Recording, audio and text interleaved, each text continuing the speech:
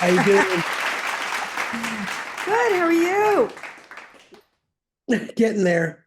Good. Still a little coffee and Oh, stuffy yeah. and everything. Everybody I know has that right now. I know. I think it was completely unavoidable, but my thought was I've been on so many flights and I've been through so many airports and I've been around a million Yes. people and I was on a 7-day cruise and I was at a theater event and Right, right. one day getting blood work and I'm sick like 3 days later. So I'm like, That is unavoidable at some it was the point. doctor's office. It was the doctor's Isn't office. that interesting? You go to the doctor's office and you get sick. Has to be. I mean, I was nowhere else. And you're probably around sick people there, so it makes sense. Maybe. I I don't don't know. Like know. I don't feel like I was super close to anybody, but just walking around, touching Oh doors, yeah. checking in on the touch screen, all that stuff. Do they have the Purell or the sanitizer when you go to sign in? Because it surprises me doctors' offices mostly never have that. A few of them do, but They do, and it's probably on me that I didn't do it because I wanted to do it on the way out. oh, okay. Okay. But I didn't do it. And then I just thought, oh, it had to be. I can't think of any place else. But yeah, I think it's right now it's just absolutely inevitable. Like everybody is doing it. Look, I love this shirt. Oh yeah. Yeah. Very, very retro. My man. I just love him. I just love him. So Yeah. yeah, it surprises me though, getting back to that. There's a pen you have to sign in with at a doctor's office. Would it kill them to just automatically have a Purell, a big thing with a pump? Worse, Not we have necessarily Purell, touchscreen. but oh, worse. Yeah. Even worse. And You then can I take it tried to off do that. again. After I mucked up my fingers trying to do that, it didn't work. Ah. So I went up to the lab and I said to the receptionist, like, I got called in for blood work, but I don't have any paperwork. I don't have any. She was like, oh, okay. It's probably in the system, so you have to go down and check in with the receptionist. So I had to go back downstairs, stand in a line. And then you forget you could touch your eye or something or Yeah, your yeah, nose. always That's something. how that So, happens. Yeah. yeah, I was I just. hope you feel better. Judy's So going we're to be. waiting on Jess from the website makinggaby.com. I took a look at that website. I Looks pretty interesting, right? meandered around. Yeah, I really love the concept. And I just think that I think it covers all the bases, which is what I liked about it. Yeah, Adoption, yeah, exactly. um, you Fostering. know, Yeah. yeah, fostering adoption, sperm donating, surrogate, like everything. Like it just Yeah, covers it's a nice possible first way. like it's a nice place to go if you're Mhm. looking for resources, like what do I do? How do I, it's a good first step. And it really does lead Wow. you into all the right direction. Hello there. Let me get Hey, this. Hey, can you all hear me now? Yes. yeah, Can you hear me? Hi. See you. I Fantastic. Thanks. Yeah, sorry for the trouble. That's weird. I don't know.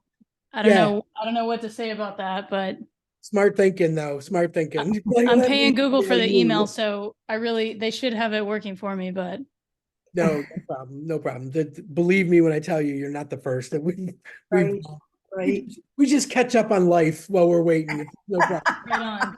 problem. Where are you actually zooming in from? I am in Asheville, North Carolina.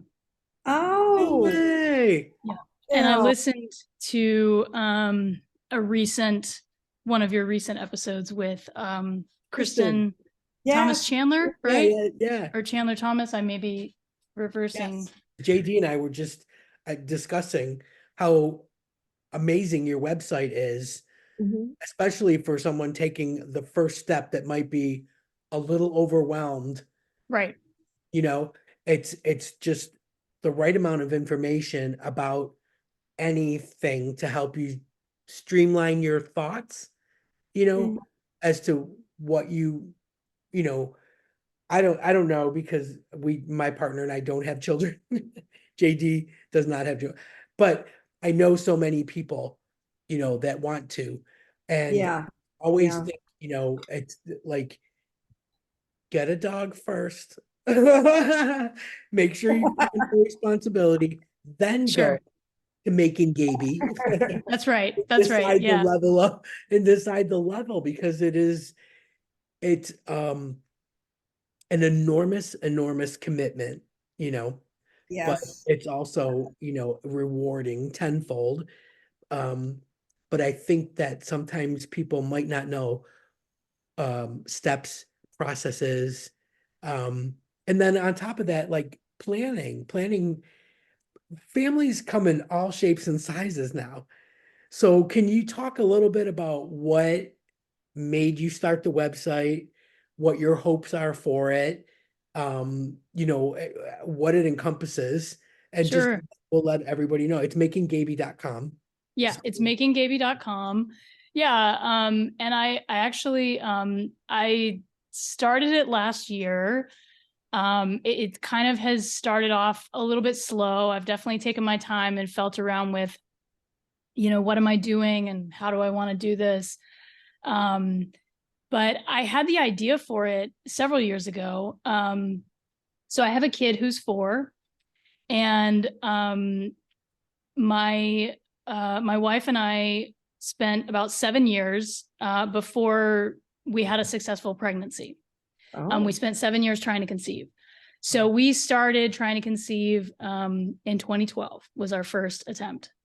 And so it'll be many more years before my kid is even, as old as long as we were trying, right? Right. But yeah, yeah, I think it was before my kid was born. But when he was well on the way, that one of my friends said to me, like, you really should, like, you've learned so much through this whole process, like, you really should get some information out there. Um, so we felt really frustrated. I mean, there were several parts of the process that were really frustrating. Obviously, it was not our intention to be trying to conceive for 7 years, right? Nobody sets out going, I Right. really want this to take me almost a decade, Yeah. Um, but we were really frustrated with the lack of queer directed information. yeah, And I will say that there is more of it out there now than I feel like there was when we were starting our journey. Mhm. But whether it's either from the beginning of having like inclusive language, to even just kind of really showing people options in what I would say is the least biased way. I mean, I would like to say unbiased, but like nobody's really truly unbiased, right? Right. But I feel like when queer people want to start a family, um, you know, they think of the examples of anybody that they know. Hopefully they know some people and maybe they have some personal life examples or something, but I feel like a lot of people are pushed towards the fertility industry, Mhm. or adoption, Mhm. and it's kind of those two sides, which is like, that's great. I think it's awesome if people want to adopt. And I think it's fantastic that the fertility industry is there to help people. And those are not actually the only ways to build a family, even as a queer person, and so it was part of it was really wanting to get that knowledge out there, not just from the perspective of a fertility clinic or a doctor, or an adoption agency, really wanting it to come from somebody who had been through the process. Um, so that's really kind of, that's what started it. That was the whole idea. And then it's kind of, as I said, taken a little bit of time. I've taken some turns with it, trying to figure out exactly what I want to do. I definitely have some plans for more content coming up that's going to be a little bit more parenting focused. Um, so it's exciting, but yeah, that's pretty much how it got started. that's awesome. What a story. I, Yeah, it really is because I know like so many people that are on that path. Um, you know, and everybody has such unique stories, um, Mhm. you know, about their journey. Like when I first moved here, there was a couple, uh, oh, this is so horrible. I forget their name. Whitney and Whitney and Megan, and they had a site called what Wiegand is up to next or something, and they were two quintessentially blonde, femme, gorgeous girls, and one was from Britain and one was from like Kentucky via Ohio or something, but US based. And they journeyed and documented their whole relationship right through getting married. And now Whitney lives over here. And it's kind of been like for as long as I've been here, because it seemed like our paths were very mirrored, you know. But theirs was far more glossy and glamorous, you know, like sponsored and stuff like In that. a Barbie kind of way. Yeah, yeah. But the more I learned about them, the more intrigued I was now, because they're in the process now. What's the next step, baby? Mhm. But I just think that everybody's journey is so unique. But what I like is your compilation of information is so great for someone that might just have like a little inkling. Like maybe I want to be Yeah. Right. to a little itty bitty thing, you know, like maybe, and not really know how to classify that, because I don't think that, I mean, I mean, I watch all Chelsea Handler's videos and I love, she's like so anti-child, you know, Right. you know, a childless woman, what a Yes. day And I like for me, you love know. Chelsea Handler. Yes. So, you know, I love that everybody's spin on kids is not the same.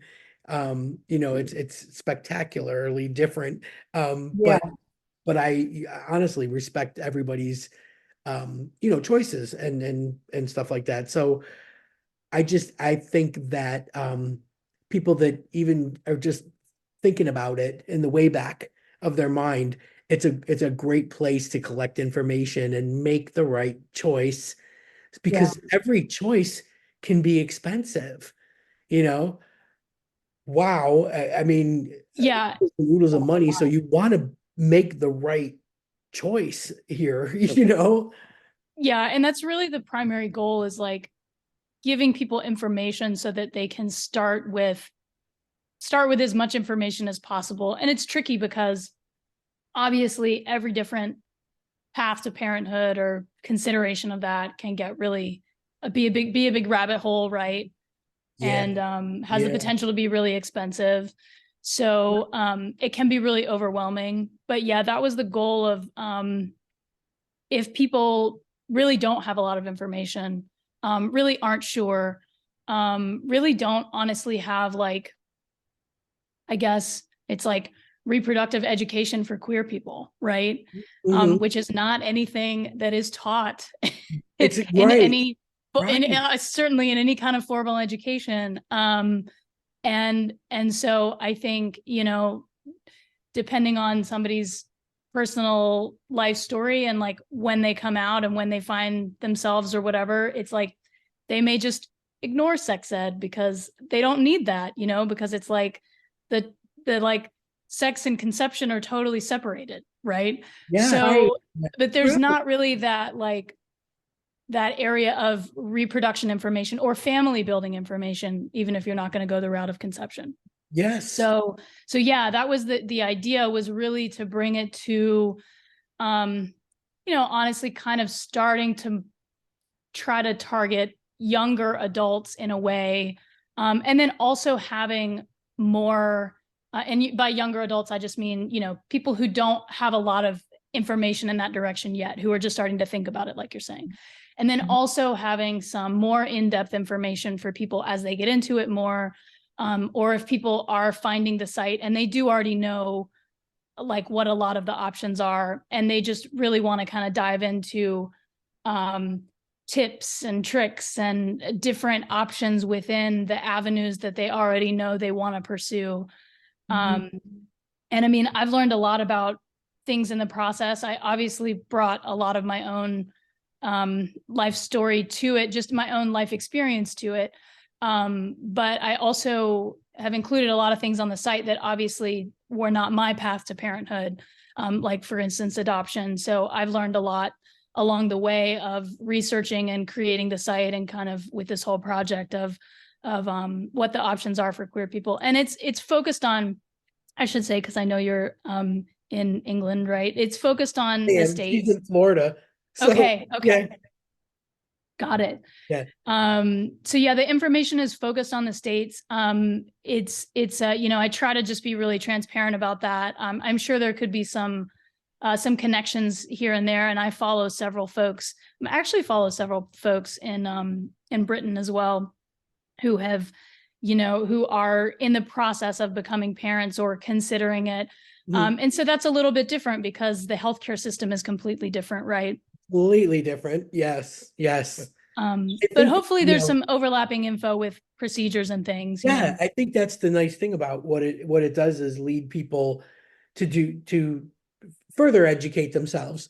But it's like I said, it's such a great first step, to know what your options are, to not be, I mean, I think sometimes, especially if you're close with your family and you're taking on everybody's advice, cousins, relatives, and because everybody knows somebody that's been on that type of journey, you Right. might feel steered to go down a certain route, and it might not be for you, and like you said, the language has changed, the options are different. It's not, you know, 2012. It's not, you know what I mean? Right. Oh, Well, I like that you, sorry, Denise. oh, go ahead, go ahead.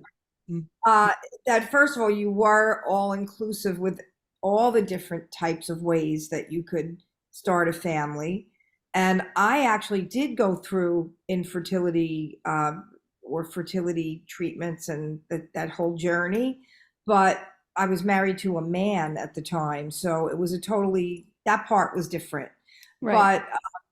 But but still, you get to the point like where the whole thing, like you said, where sex and conception are separate at one, it becomes that way no matter who you are trying when you're in that world of infertility. This is not infertility so much so, but it's, I guess, fertility, because it's trying to make a family. And so I just thought that your information was just so complete, and it was so I just liked how well rounded it was, because so many times people think that there's only like one or two options, and there's so many different ways to have a family, that not a lot of people, I think, not everyone is thinking about it from that perspective. So I just really like the way you have that on your website, that it's so complete. um Oh, have- I'm just gonna throw this out there really quick, Jess. Do you find, because I do, um, that gay men seem to have it a little bit easier? Like a married gay male couple, surrogacy, it seems to be like surrogacy goes right, like, to them. It seems like it's the natural step for them.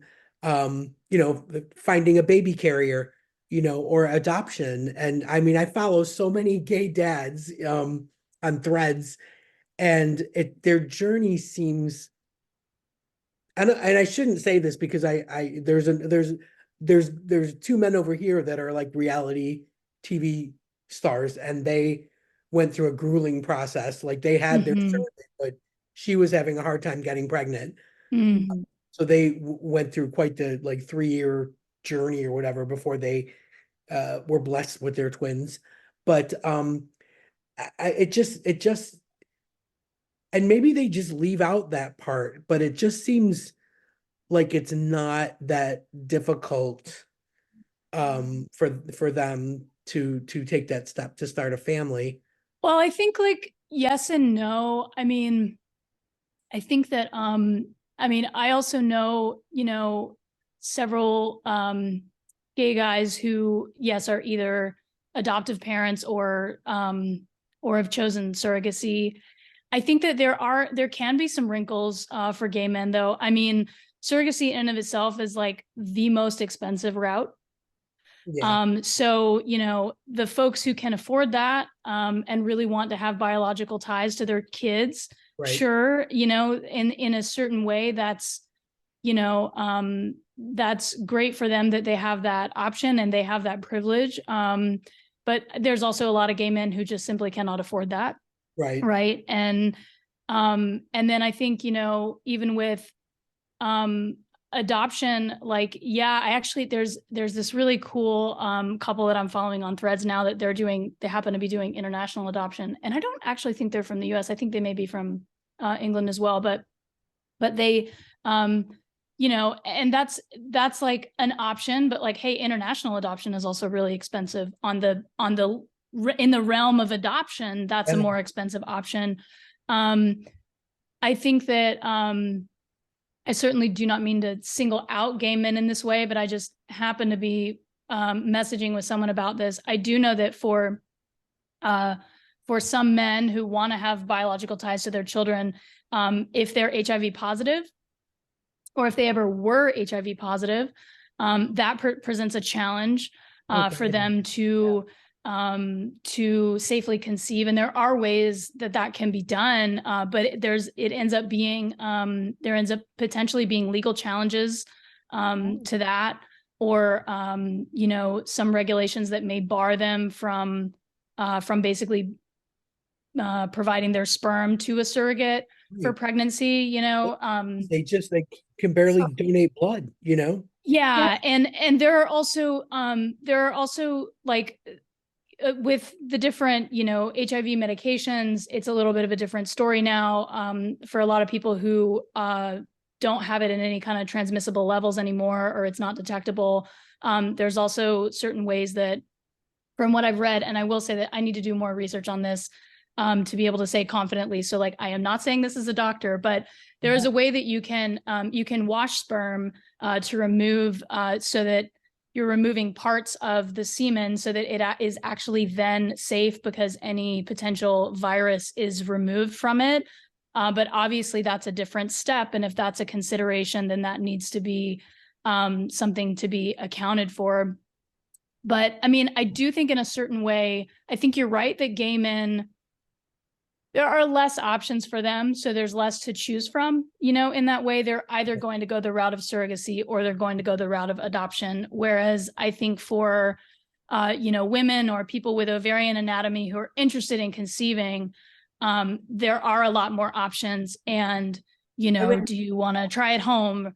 Do you want to go the fertility route? Do you want to do IVF? Do you have insurance that would cover that? You know, do you want to work with a midwife? Like, there's a lot of different options, you know, or do you want to set that all aside and be an adoptive parent? So there are a lot more questions to that. I will say, though, that I think that gay men still, especially, you know, men who are men who are specifically in relationships with other men, I think that they still face more of a social stigma of being a Yes. parent, Yes. right? That I Probably. don't think that lesbians or femme identifying people face in that way. You know, like after the kid is there, they get more looks and comments and things, you know, just from the people that I know. So I think that's kind of the flip side of that, Right. Right. that challenge. I really thought with Modern Family, you know, I really thought that was so groundbreaking, you know, back then, and to show some of the challenges and some of the things that they faced, even though it was on such a comedic level, um, you know, and so lighthearted, it still was a great way to have it on network television, Yeah. you know, for as long as it was and to be as successful as it was. You know, I thought things would change faster, See, more. that's interesting because I thought that I would have thought the opposite, like it would have been easier for women. You said, Denise, you thought it was easier for men, right? To do this. And was thinking, would it be easier for women because you have the anatomy, like you said. So if you could get a sperm donor, you can even do it at home, like you said. Like if you want to do the turkey baster route, which I just watched Nuclear Family. Have you seen Nuclear Family No. on I have HBO? not. Really? Oh, you should watch it I need to because check it out. yeah, it's a documentary made by created by, because the girl is now a filmmaker, a documentary filmmaker. Um, she herself was the daughter of two women who had sperm donors back in 1980. Hmm. And so they were two women that were a couple that decided they wanted to start a family, and they decided they wanted gay men to be the donors because they Hmm. thought it would be easier that to find a gay man willing to do that, that better than a straight, more than a straight man would be willing to do that. And they each got separate donors because they didn't want the children to be related in any way to someone else when they couldn't be tied to them genetically. So the one girl, they both had children. They both had a daughter, and the first girl, the first daughter, the father really wasn't in the picture too much. But where it becomes complicated is the other woman that had a child with a different man. He decided when the girl was 9 years old, he wanted to be part of her life. Mm. And now they never thought about doing legal action initially because they didn't think he'd be interested. You should really watch it. So anyway, that girl now is in her 40s and she's a filmmaker, and she made this documentary on her story and the battles they went through, because we're talking about the 80s and the Yeah. 90s. Yeah. You know, it was so different because even women who were lesbians, say they were married to men and they have children and then they're divorced and now they're with a woman, they were actually losing custody of their own children back then Yeah. because of they were living a lesbian lifestyle. So it's, you would probably really be interested to see that, because I'm thinking about that as you're talking about this. Sure. And they Like did funny it. though, in the 80s, it was like you didn't think about the legalities, and now it's the Yeah. first thought. It's like the And it was very first thought, the like, first thought. yeah, like let's get all this, taken care of. And I think that too, Jess, I'm sure you can attest, is complicated, and um finding the right person you feel comfortable with representing you as your lawyer to put together exactly what you want, and then hoping that Well, that it goes through. Like it really seems complicated. well, what made this more complicated, the story, is he was a very high-powered lawyer, Oh Mm. God, father. Jesus. And so he really, went at them and Yeah. really played that role of, almost like the divorce dad, Right. and wanted to have partial custody of his daughter. But the interesting thing is that back in the 70s and 80s, which is when these women were trying this, they had this little pamphlet. They didn't think it was possible to have a family back then, gay families. And their friend lived in California, and she found this pamphlet that was made by two women, showing you how to do it with the turkey baster route. Oh, wow. And they actually explain to you, and they actually have some footage back from the 70s of the women that made this, that wrote this book, and they're explaining how you do it and everything. And so then you put it in an artichoke jar, and then you put that in a sock, and you have to keep it close to your body and Oh keep my it warm. God. It's so interesting, right? And so that's how they actually did it. That So is, that's, for women, it might be sometimes easier in that way, that they have part of the anatomy, like you said, they have the ovarian and the uterus Built anatomy in. part. Right, Yeah, right. but yeah, yeah. so I that's mean, an interesting, I wonder if that is, I wonder if that pamphlet is maybe the origin of the turkey baster method phrase. it I'm Yeah, could be. It I could I'm be. not think sure. I'm I will definitely thinking have to Yeah, check out that documentary. yeah, Nuclear Family. It's three Okay, cool. episodes. It's only three episodes. amazing to me. And Jess, how do you find that uh like trans couples, are, you know, like if one of them is trans, are the obstacles even harder? Um, I mean, I think that it depends on, well, let me pause for just a second before I get into that. I definitely want to talk about trans fertility, but before we jump into that, just to hop off of something that JD was just saying. So the interesting thing about legality, which I talk a little bit about on my site, is that I think that that has shifted over time. You know, like you're referencing that documentary where, as you said, people in the 80s didn't think about it, and you think about it immediately now. Yeah. But when the rise of sperm banks happened, and more people started to conceive that way, not even necessarily with the turkey baster method, but as the fertility industry grew, everybody started with, you know, anonymous donors. And I have some friends who, gosh, I think it was close to around 2000, the year 2000, actually did something that you're describing. They were a lesbian couple. They had some friends who were a gay couple. They kind of made a somewhat handshake agreement. I don't know how legal their agreements were. Luckily, they didn't have any issues, as you kind of referenced about from that documentary. But the gay couple, they were happy to be the uncles, you know, and that worked for them. That Right. worked really well. But I think that one of my concerns personally, mine and my wife's concern, was the story, like what you're referencing, of people coming after, you know, potentially coming down the road looking for parental custody. There have been a lot of court cases around that, and you used to hear stories about that even more. And so I think the sperm banks really started pushing anonymous donors. But the interesting thing is that now there's this whole group of donor conceived people, donor conceived adults now, because they might have been born in the 80s. You know, that's kind of like 70s and 80s is, I think, really when that started to happen more, even has even increased over time. And it's actually, you know, enough people now that they're their own community and they're advocating for their own rights, which is something that I've really been looking into a lot more.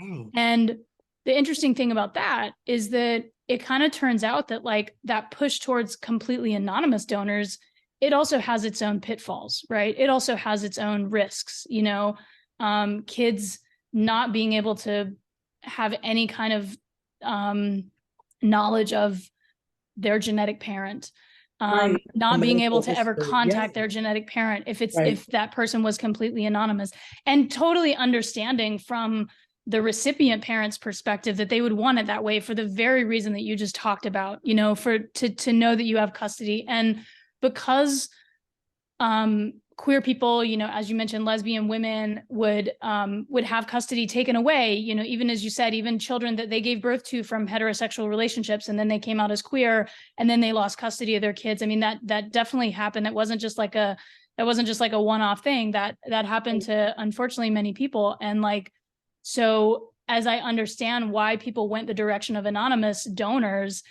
the community, not quite so much the fertility industry, they're coming around, but this whole donor conceived community, especially now that there are so many that are adults, are really pushing for, no, like, it's best for the kid to have some ties, but you have to strike that compromise. You have to have the legal paperwork in hand so that the parentage is so it's established who is responsible for the child. So people are not afraid of custody being taken away. They're not afraid. Even donors are not afraid of having people come after them for child support or something, you know, but that the kid can have knowledge of their genetic parent and potentially have them in their life as much as they want to. And that's a really touchy subject, obviously, for everybody involved, right? For the kid, for the parents, for the donor. Yeah. But that's like, to me, that's like a really interesting thing. And I'm planning some content coming up about really that kind of dives into, like, I mentioned it in a couple articles on the site, but like really dives into like why people choose anonymous donors, why people choose, there's a type of donor that's kind of a middle ground that's called a willing to be known, or ID open. And that means that the donor is willing to be contacted when the turns 18, right? And Right. that kind of gives that mean, that obviously keeps the custody issues safe, right? Because at that point they're 18 and then the third option is, a totally known donor, right? And that's more of like kind of outside of the realm of buying sperm from the sperm bank kind of thing, like actually someone And even in that case, it is definitely recommended at this point to have a lawyer draw things up. But it really depends on where you live, what state you're in, and yes, being able to find a lawyer that will work with you to get those legal documents in place and understanding the laws specifically where you are. And if you move, you have to take that into consideration or whatnot. Usually it's most important where the child is born, whatever state the child is born in. Yeah. We have to take all that into consideration because it can just be different for every state. If there's like some situation where it's a known donor and the donor's from a different state and then the parents are, it can get really complicated. So, but that's definitely like a really important thing. I definitely absolutely would recommend if people want to go with a known donor, which I do see the psychological benefits for the child with that. Yeah. That having that legal paperwork worked out, is 100% needs to happen ahead of time. Yeah, because I always think it all seems so great in theory, and then when the baby gets there, Yes. I mean, and the thing of it is like everyone has a right to change their mind, and it Yes. would just all implode, like you said, when the kid is 5 or 10 or whatever, Yep. like all of a sudden, like, oh, maybe I do want to be a part of, Yep. maybe I want Or to check in, or it just seems like it could snowball and be a really horrific yeah, thing. things can definitely shift. I think Yeah. that's a really good point. Yeah, even if everybody is on the same page right now, Yeah. you got to think that, once the kid is born, they're a kid legally for 18 years. Yeah. I've heard stories of single men being willing to be a sperm donor and they're fine with not being involved. They don't sign any paperwork. And then the kid is here and then they get married and their new wife, all of a sudden they want, some kind of ownership or, there's just all sorts of different scenarios. That's just like one I'm grabbing, but like, it's really important to get things lined up kind of in a similar way that like, even with intended parents, if it's a couple, and one, let's say it is two women, and one is giving birth to the child and provided the egg and everything. So they're genetically the mother, and the other, the other person is not genetically tied to the child, and that couple splits, it's really important to have the adoption paperwork because the second parent in that situation, the non-gestational parent or the parent that doesn't have the biological tie to the child, needs to go through whatever adoption procedure, which seems really silly that you have to say adoption because, they might have been very much 100% or 200% part of the process from the very beginning, but they still need that legal paperwork lined up and still pertaining to whatever matters in that state, so that if something happens to the couple down the road, that they don't have their custody questioned or their parental rights questioned, or things shifted around, because of that, because everything seemed fine when the kid was on the way, and then 10 years later it shifts. Yeah, that's huge. I think that's like, I know so many people that went through that, and you're right. It seems silly because of the word adoption, but like what I said to my friend, okay, I get that. It feels weird and uncomfortable and oddly impersonal, but but you have to look at it as protecting your I called it parentage.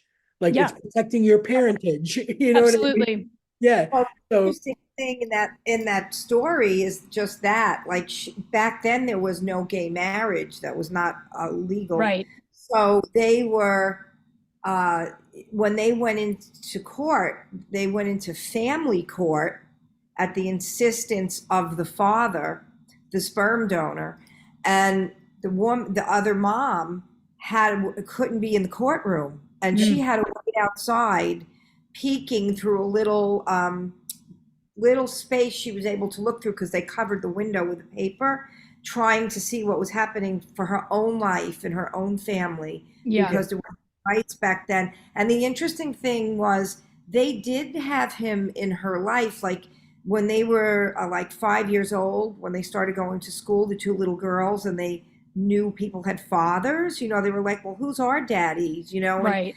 they said, well, they wrote letters to the two men, and they would go on vacations. Eventually, like I said, the one man just really didn't want to, he wasn't really that attached, but the one that did want to stay in his daughter's life, they were all friends, and they would go on vacations together and share a vacation house, and everything was fine until, like Denise said, he changed his mind. Right. And that can happen. Never thought he was going to feel so close to this little girl, and then he did. And so then he just really tried fighting it. But unfortunately, what made what put an urgency on his pursuant of this was that he ended up having HIV. And back then, there was really, it was almost like a death sentence. So he knew he didn't have time with her. And most of the time he could have spent with her was in court, was in legal battle, and he didn't get to see her. And unfortunately, that time got lost for that reason. But it's just such a different world now. And one of the attorneys that were interviewed, he was one of the representatives for the moms. It was a legal team of two attorneys. They were law partners. They said even though it was only in the 90s, which doesn't seem that long ago, as far as LGBTQ rights, it was like a whole different world. Yeah. Whole different world. So, and look, I mean, think about the fact that, back then, because, gay people couldn't get married, kids aside, if that person went into the hospital and had issues like that, they wouldn't be allowed in the room. They weren't considered family. They weren't, so everything really did change in 2013. When did gay marriage pass? 2013?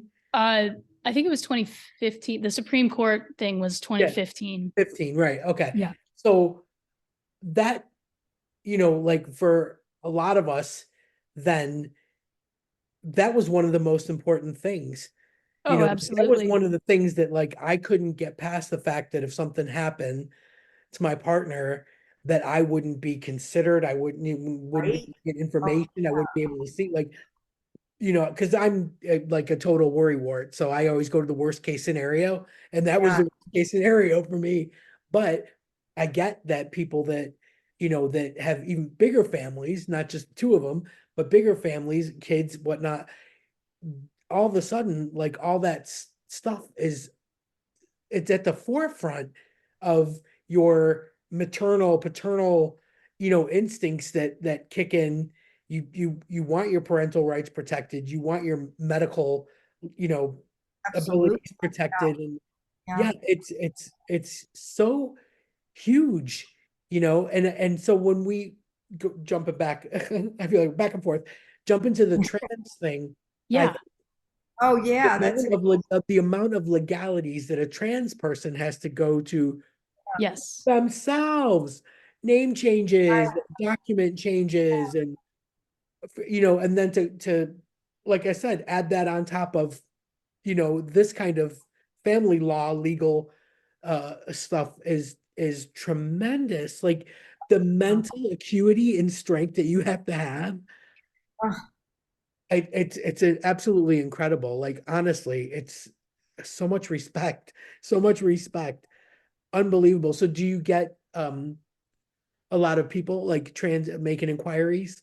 So I have I've spoken to several trans people. I mean, I have several friends who are trans, who are parents, who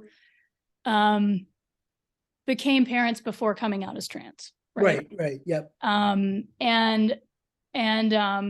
that's really important to point out too, because I think that, some people just don't consider trans people parents. Like that's just not a possibility, Yeah, yeah. and like there are all sorts of ways that trans people can become parents actually, Yeah. and so I think that's really good to call out. And yeah, I mean, to your point of, yeah, I mean, even aside from a trans person who's interested in conception, or a trans person who's interested in building their family as a trans person, a trans person who is already a parent, yeah, for sure has, you know, a lot of the same considerations as other queer people of wanting to make sure that their parentage rights are protected. Yeah. Yeah. And like I'm in the trans spectrum, right? So I didn't have any name changes or anything, so I don't know how that works, and I haven't spoken to anybody about that specifically, but like that would be something that would be, I'm sure, something to look at. And in fact, I know of one person who had their name changed and then was able to get their name changed on their child's birth certificate. It's not something that you think about having to happen, but if you stop and think about it, if your legal name changes, you have to have it changed everywhere, right? Because otherwise you just changed your legal name and all of a sudden, according to the court or according to the state, you're not that same name anymore. You have to make sure to protect your parental rights. And unfortunately, in this atrocious political climate regarding trans people specifically and queer people in general, I think it is definitely something that trans people worry about, right? I mean, there is that I think there is that fear that hopefully we never ever get to, that it would be some kind of state sanctioned restriction on trans people. I mean, hell, I think it was Japan earlier this year just recently changed their law so that trans people did not have to be sterilized, which is like insane. But then there are a lot of people who also just don't understand that trans people are not necessarily sterile. Right. And like that's not like something that just happens, right? Yeah. It's not even something that happens if you take hormones. I mean, yes, hormones can affect fertility, but that doesn't mean that there are many examples of people there are examples of trans women who end up getting someone pregnant. There are plenty of examples of trans men or trans masculine people who will pause hormone replacement therapy to carry a pregnancy, right? Yeah. I always love the term, what is it, seahorse daddy, Oh. That's like my favorite. That was like front page, splashed everywhere. It was like the first anybody had seen or heard of it. And now it's like, I mean, it's not, I wouldn't say it's common, but it's not unheard of now. It's not. Yeah. And that's something that I'm definitely trying to get more knowledge out there about, and definitely something that I'm continuing to learn about more. And luckily, again, there are more resources now for people around trans fertility. But I think that is incredibly important on several different levels. I think just for people's general awareness. I also think that for like the hope of the younger generation, who is undoubtedly identifying more openly as gender questioning, gender queer, trans, anywhere on that spectrum, that doesn't mean that they can't become a parent. That doesn't mean that they can't have a family. And in no way, I mean, I think adoption is wonderful. And if people want to go that route, that is great. More power to them. There are, I think it's like, it's definitely over 100,000 kids in the US foster care system right now in need of a home. And queer people are actually far more likely than straight folks to adopt a child. So, I mean, adopt a child that might have learning difficulties or disabilities, honestly. And do you remember like back, maybe it was in the 90s, when did Rosie O'Donnell have her talk show? Oh gosh. right? Oh my That was like goodness. the 90s, wasn't That it? was the 90s, yeah. Right? And I know she's adopted several children, right? So many, so many. But it was such a struggle because of the state of Florida, Right. the no gays, adoption rule. And she like went, fine, like I'll move back Yeah, to yeah. New York and was able to do it from there. But we've come so far now, which is such a blessing. But I just remember that was probably like one of the first times that I went, like I never thought about someone saying you can't for any, Yeah. for anything, but specifically for that. Here's someone with, boatloads of money, the, the and just an amazing career, but also like could give a kid such an amazing life, and they were saying you can't. And I think that was like really one of the first times that I just was flabbergasted by that, and because at that time I was living in Florida and it was huge. It was huge news. So yeah, I feel like we've come a long way. Thank God for that. Because like Yes. 100,000 kids in foster care, and you still have people that with their with their pro-life stuff, like it cracks me up. Right. Don't feed Right. them, don't take care of them, don't give them a free lunch at school, but Right. also no. Yes. Yes, I know it's yeah, protect the unborn, but without any care really for the ones who are already here, Yes. Exactly.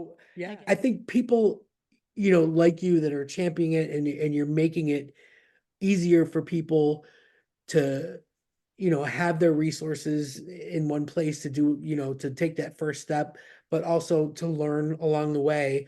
It's just so commendable. It really is, it really, really is. So, a huge thanks from us, for what you do and for taking the time out tonight to tell us about it and to get the word out.